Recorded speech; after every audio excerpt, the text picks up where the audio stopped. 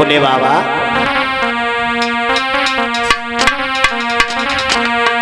अरे जब जब हुई धर्म की हानि,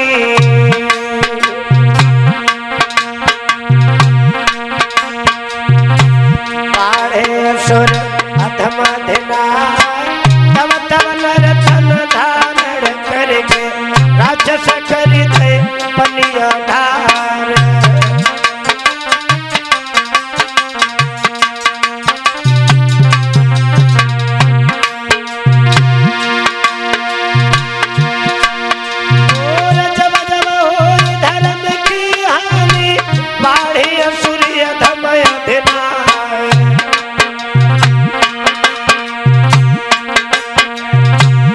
तब नर तन धारण करके भूमंडल पहले अवतार।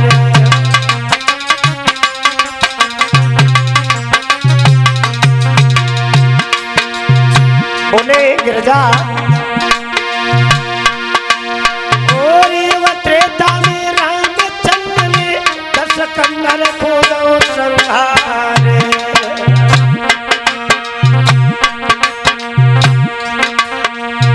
एवं द्वापर में श्री कृष्ण ने राजा कंस को लौ गिराए।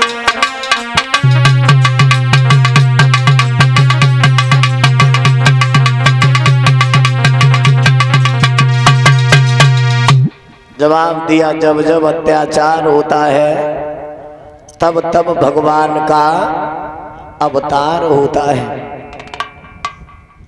महाराज दशरथ के घर में 3 रानियां हैं। वैसे जगदीश रामायण में लिखा है 3 नहीं 760 रानी थी दशरथ के यहाँ।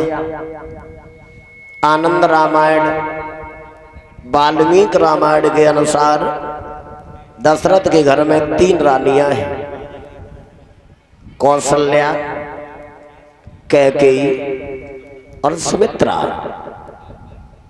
एक बार दशरथ को चिंता हुई। चिंता ये हुई कि हमारे कोई बेटा नहीं है। चिंता क्या हुई कि हमारे कोई संतान नहीं है। बोले तुलसीदास कि एक बार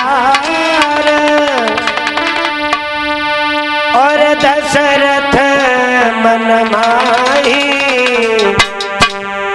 भई गिलाने मोरे सोत नाही।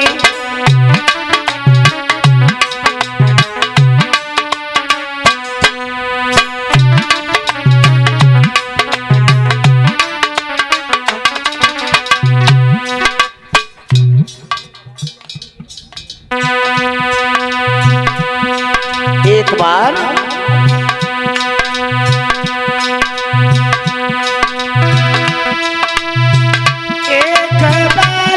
दशरथ मन माही, भाई गिलाने मोरे सोत नाही।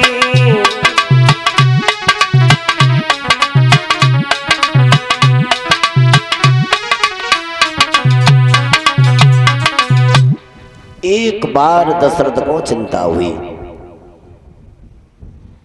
एक बार हुई चिंता तो कब हुई? कौन सी बार? वही सोमवार को भई कि मंगलवार को भई? बोले एक बार दशरथ शिकार खेलने गए जंगल में और एक हिरन के पीछे पड़ गए। हिरन भागता चला गया और जब हिरन से भागा नहीं गया तो मानव की भाषा में पीछे मुड़ के बोला, अवध नरेश क्या बिगाड़ा हमने तुम्हारा, काहे को मार रहे हो हमें? मगर एक बात सुनना, तुम हमें मार नहीं सकते हो। बोले क्यों? आप हमें इसलिए नहीं मार पाओगे क्योंकि हमें भगवान से वरदान मिला है। क्या वरदान मिला है? तो हिरन बोला दशरथ से,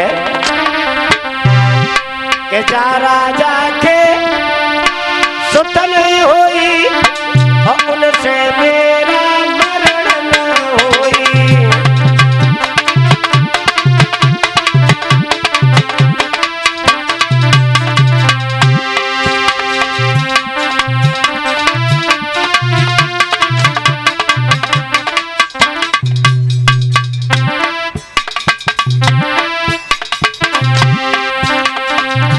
हिरन बोला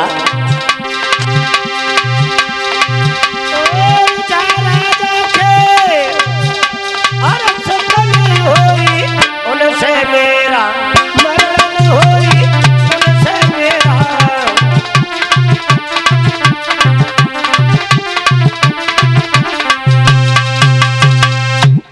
जिस राजा के कोई पुत्र नहीं है वो हमें मार नहीं सकता है दशरथ। उस दिन दशरथ को चिंता हुई, भई गिलान मुरे सुत नाही।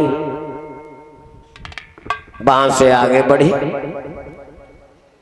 और अपने गुरु वशिष्ठ के पास आई। चिंता का चेहरा देखा वशिष्ठ जी ने तो समझ गई दशरथ से कहा, ये चेहरा ये क्या बता रहा है तुम्हारा। तो याद रखना भैया, भगवान की कथा में बैठो तो प्रसन्न होकर के बैठना चाहिए, आत्मा से खुश होना चाहिए कि बड़ी खुशी की बात है। तो आज भगवान का दरबार मिला बैठने को, जिस दरबार में हर कोई नहीं आ पाता है। आज कथा का चौथा दिन है। चतुरीपुरा में कुछ ऐसे भक्त होंगे जो अभी तक कथा में नहीं आए होंगे, यही सोच रहे होंगे यार तो चौथा दिन है, मैं तो और चलेगी 3 दिन कथा। कुछ 5वें दिन आएंगे, कुछ 6वें दिन आते हैं। यहाँ नहीं, हर जगह की बात। कुछ लोग कथा के विराम वाले दिन आते हैं और कछु बाहू से समझदार होते हैं जो 7 दिन में कथा में तो नहीं आएंगे, और भंडारे वाले दिन पहली 5 दिन बैठे हुए को मन करता है। ये वास्तविक बातें हैं। भगवान की कथा में बैठो तो मुस्कुरा करके बैठना चाहिए। मुस्कुराने का मतलब ये नहीं कि दांत फाड़ के बैठो, बोले ऐसा नहीं है। जब हृदय में खुशी होती है तो खुशी चेहरा पे नजर आती है, और जब हृदय में दुख होता है तो वो चेहरा पे नजर आता है। भगवान के दरबार में मुस्कुरा करके बैठना हर किसी की दम नहीं है। हंसाने के लिए हम हंसी की बातें करते हैं कथा पंडालों में, और हमारे हंसने पे पूरा पंडाल हंसता है। 2 4 5 ऐसे बैठे रहते हैं, कोई मतलब नहीं, सब पंडाल हंस रहे हो, ऊपर मुंह करे बैठे, बिल्कुल कोई फर्क नहीं। तूफानों में दीप जलाना सबके बस की बात नहीं है, और रेगिस्तान में फूल खिलाना सबके बस की बात नहीं है। परिवार में आकर के निभ जाना सबके बस की बात नहीं है, और भगवान के दरबार में मुस्कुरा करके बैठना दद्दा सबके बस की बात नहीं है। भगवान के दरबार में वो आदमी कभी आत्मा से हंस नहीं सकता है। कौन? जो दूसरे के सुख को देख करके जलन करता है, घृणा करता है, हृदय में जलता है। दूसरे के सुख को देख करके जो जलता है उसे भगवान कभी अपने दरबार में मुस्कुराने नहीं देते हैं। मुस्कुराता तो है लेकिन बनावटी हंसता है। जब हम हंसी की ज्यादा बात करें तो बनावटी वो भी हंसेगा, अब हंसना तो है ही। तो इस दरबार में जहां भी आप जाओ और जितनी देर बैठो उतनी देर प्रसन्न होकर के बैठना चाहिए। अब सवाल उठता है कि दरबार में तो आ गए सब लोग, अब ये पता कैसे चलेगा कि हमारे ऊपर भगवान की कृपा है या नहीं है। तो इसका भी जरा मतलब समझो। कथा में बैठने के बाद में कथा से उठने का मन ना करे, जब लगे कि आज कथा ही सुनते रहे। जब तक आरती ना हो जाए तब तक ये पैर उठने की हिम्मत ना बनाए, तब समझ लेना हमारे ऊपर भगवान की कृपा बनी है। और कथा में बैठ के कथा में मन ना लगे, बैठ करके एक दूसरे से बातें करते हैं। टाइम तो काटना ही है, गर्मी का समय है, तो समझ लेना हमारे ऊपर प्रभु की कृपा, और ये मन हमारा कहीं तक ठीक नहीं है। तो जवाब दिया वशिष्ठ ने, सुनो दशरथ, प्राणी को भविष्य की चिंता नहीं करनी चाहिए। क्यों? कि ये चिंता बड़ी चिता से है और नर को निर्जीव बनाती है।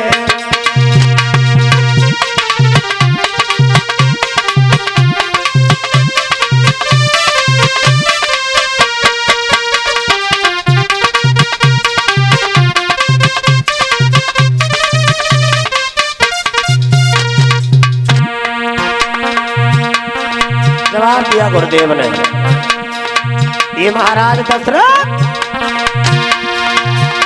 ये चिंता बड़ी चिंता से और नर को निर्जीव बनाती है। मुर्दा को चिता जलाती है, चिंता जीवित को खाती है।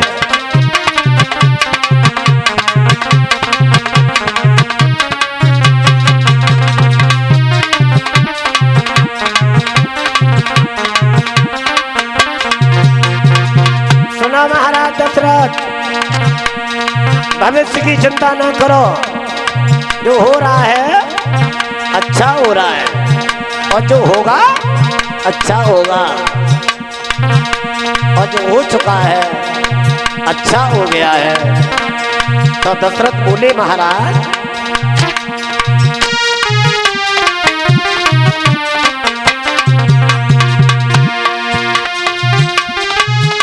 सुनता हूँ जो कोई अपने और जीवन में पुत्र नहीं पाते हैं,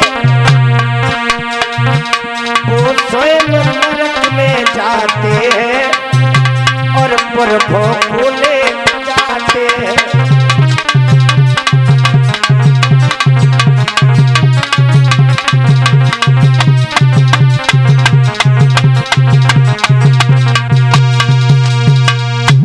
दशरथ ने जवाब दिया महाराज कि सुनता हूं जो प्राणी अपने और जीवन में पुत्र नहीं पाते हैं, वो स्वयं नरक में जाते हैं और पुरखों को ले जाते हैं। तो वशिष्ठ ने समझाया ये तो कर्मों का फल है दशरथ, कर्म की रेखना टारे टरे और कर्म को कर्म करावे, कर्म से इज्जत मान मिले और कर्म विमान पे स्वर्ग पठावे।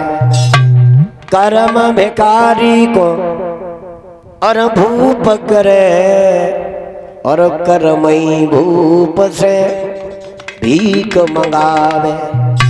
कर्म विचार्यो सहिदा कहे और कर्मई सातो कर्म करावे। आप चिंता ना करो, तुम्हारे घर में एक नहीं 4 पुत्र पैदा होंगे। दशरथ बोले कब होंगे? जब मर जाएंगे तब। बोले इसके लिए तुम्हें अपने घर पे पुत्रेष्ठ यज्ञ करवाना पड़ेगा। पुत्रेष्ठ यज्ञ करने में प्रकांड विद्वान श्रृंगी ऋषियों ने बुलाना पड़ेगा। तो श्रृंगी ऋषि को बुलाया गया। वशिष्ठ की दक्षता में राजा दशरथ अयोध्यापति के यहाँ पे 100 दिन अश्वमेध यज्ञ चला और 5 दिन पुत्रेष्ठ यज्ञ चला। 5वें दिन दशरथ कौशल्या अग्निपुरुष भगवान को पूर्ण आहुति अर्पण कर रहे थे। अग्निदेव प्रकट हो गए, खाली हाथ नहीं थे, उनके हाथ में खीर का कटोरा। जवाब दिया ये प्रसाद है। प्रसाद, प्रसाद का अर्थ क्या होता है? प्रमाने प्रभु, सामान्य साक्षात और दमाने दर्शन। परमात्मा के साक्षात दर्शन होते हैं प्रसाद के रूप में। अब भैया समझदार हो गए हैं तो अब प्रसाद के रूप में प्रसाद लेते हैं। और जब छोटे थे तब कूद कूद करके 4-5 बार बेईमानी करके प्रसाद खाते थे। प्रसाद बोले इसे ले जाओ और अपनी रानियों को जाकर के खवाओ।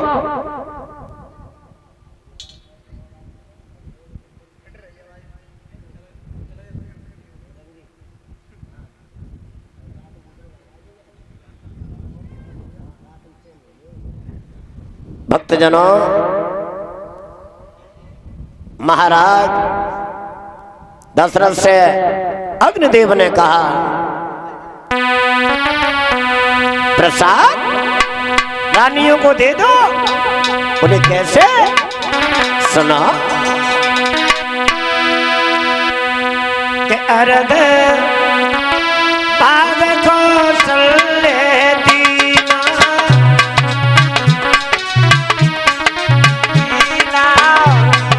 लला रंजीत। हाँ बोले अग्निदेव, क्या बोले? अरद भाग कौशल्य दीना, ओ मैं भाग गया एक की नसिया। की जय राजा राम की जय, सीता राम की जय, राम की जय।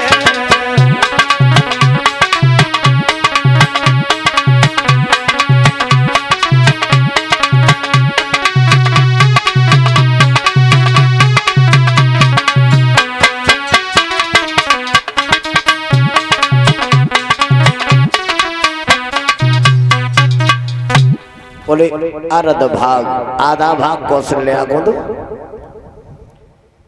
और आधी जो बचे उसमें 2 भाग करो कैकेयी और सुमित्रा को दो।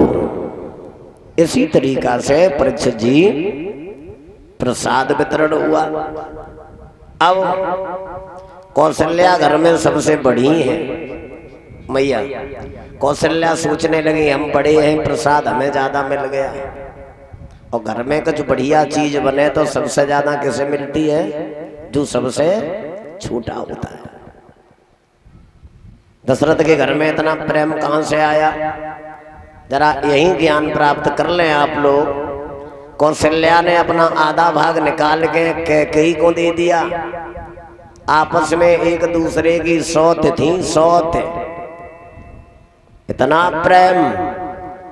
कैकेयी सोचने लगी हमसे छोटी सुमित्रा है भैया, मैं तो नहीं खाऊंगी, सुमित्रा को खिलाऊंगी। उन्होंने वो भाग निकाल के सुमित्रा को दे दिया। 2 भाग सुमित्रा के पास गए। जिन घरों में छोटों से प्यार होता है, ऐसे ही घरों में भगवान का आशीर्वाद होता है। और जहाँ छोटों का ध्यान नहीं रहता, आजकल कलयुग में क्या चल रहा है? आजकल कलयुग में अधिकांश चल रहा है जो घर में सबसे बड़ा है मालकी बा के पास में है, और छोटे भैया सीधे साधे हैं। उन्हें तो चाहे जैसे घुमाओ, भी सब दिन खेतन में लगे मरे जाते हैं, 2 रुपया इकट्ठू करे भी में लगे। बाद में नतीजा हुआ शादी भई, और समझ लिया अब साजे में काम नहीं चलेगा, वैसे ही निकाल के अलग कर दिया। आज ये गांव में देखने को मिल रहा होगा, जवानों की मृत्यु हो रही है, ऐसी घटना घटित हो रही है जो देखने के बाद में कलेजा फट रहा है लोगों का। ये सब क्यों हो रहा है? इसमें दोष किसी और का नहीं है, इसमें दोष तुम्हारा है। जो अपने परिवार के साथ में राजनीति करता है, अपने सीधे साधे भाइयों के साथ में छल करता है, ऐसा व्यक्ति कभी भगवान की लाठी से बचता नहीं है। और वो लाठी है भगवान की जो लगती तो ऐसे है कि एक ही बार हमें जमीन पे पेड़े हो जाता है, आवाज नहीं करती है। फिर आंसू बहाते हो।